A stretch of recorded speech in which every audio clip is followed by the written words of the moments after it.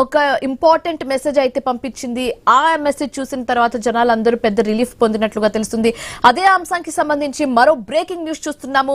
పశ్చిమ ఆసియాలో యుద్ధ పరిస్థితుల నేపథ్యంలో గ్యాస్ కొరత మరింత తీవ్రతరం అవుతుంది. వంట గ్యాస్ బుకింగ్ గడువును మరోసారి పెంచారు. గ్రామాల్లో 25 రోజుల నుంచి 45 రోజులకు పెంచుతూ ప్రకటన విడుదల చేశారు. మనం బుకింగ్ చేసేటప్పుడు గతంలో 21 రోజులు ఉండేది, కానీ ఈ నేపథ్యంలో 25 రోజులు చేసేశారు. కానీ ఇప్పుడు మళ్ళీ ఆ 25 డేస్ పీరియడ్ కాస్త 45 డేస్ పీరియడ్ గా మారిపోయింది. సో దీంతో హోటల్స్ నిర్వాహకులు ఇబ్బంది పడుతున్నారు. పలు చోట్ల హోటల్స్, రెస్టారెంట్స్ మూతపడ్డాయి. దాని సిచ్యువేషన్ మనం కూడా చూస్తున్నాము. బెంగళూరు, తమిళనాడు, హైదరాబాద్, ముంబై, ఢిల్లీలో కూడా చాలా రెస్టారెంట్స్, హోటల్స్, పీజీస్ అన్ని కూడా మూతపడిపోయాయి.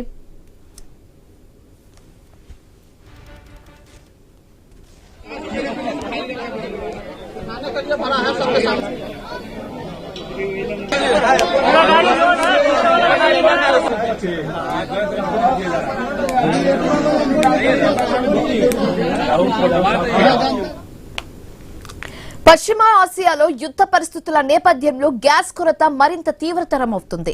వంట గ్యాస్ బుకింగ్ గడువును మరోసారి పెంచారు.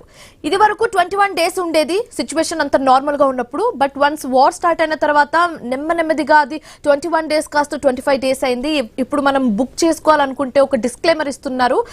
పీరియడ్ వెయిటింగ్ పీరియడ్ 21 డేస్ నుంచి ఇప్పుడు 25 డేస్ కు అయింది. కాబట్టి 25 డేస్ ముగిసిన తర్వాతనే మనం మళ్ళీ ఒక ఎల్పిజి గ్యాస్ సిలిండర్ ని బుక్ చేసుకోవచ్చు. కానీ ఇప్పుడు ఇంకొక బ్రేకింగ్ న్యూస్ అందుతుంది. ఆ 25 డేస్ వెయిటింగ్ పీరియడ్ కాస్త ఇప్పుడు 45 డేస్ వరకు పెంచినట్లుగా తెలుస్తుంది. ప్రత్యేకించి గ్రామాల్లో 25 రోజుల నుంచి 45 రోజులకు పెంచుతూ కీలక ప్రకటన విడుదల చేశారు.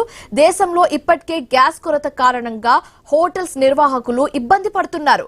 పలు చోట్ల హోటల్స్, రెస్టారెంట్స్ మూతపడ్డాయి. మనం చూసాము నిన్న మొన్నటి వరకు అంతా మనం న్యూస్లు చూస్తూనే ఉన్నాము. ఐ న్యూస్ కూడా పిన్ టు పిన్ అన్ని మీకు చెప్తుంది. తమిళనాడు, బెంగళూరులో, కర్ణాటకలో, ఢిల్లీలో, ముంబైలో, తెలంగాణలో, ఆంధ్రప్రదేశ్లో ఎలా అన్ని చిన్న టీ స్టాల్స్ నుంచి పెద్ద రెస్టారెంట్స్, కెఫేస్, హోటల్స్ వరకు అన్ని కూడా mostly half of them are now closed. వాళ్ళకి గ్యాసెస్ లేక, సప్లై లేక వాళ్ళు క్లోజ్ చేసినట్టుగా క్లియర్ గా వాళ్ళు ప్రకటించడం కూడా జరిగింది. సో ఫర్దర్ గా ఫ్యూచర్ ఎలా ఉంటుందో మాత్రం అది ఎవరు ఊహించలేదు, ఎవరు ఊహించరు కూడా. అన్ని మ్యాజిరేనే అని చెప్పొచ్చు.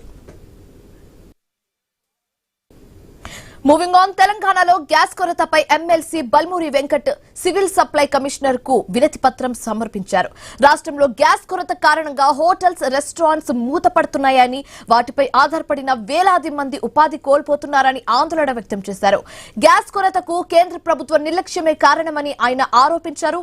ప్రధాని మోదీ ఇజ్రాయెల్ తో అనుసరించిన దౌత్య విధానాల కారణంగా చమురు దేశాలు భారత్ కు ఇంధన సరఫరాను తగ్గించాయని తెలిపారు.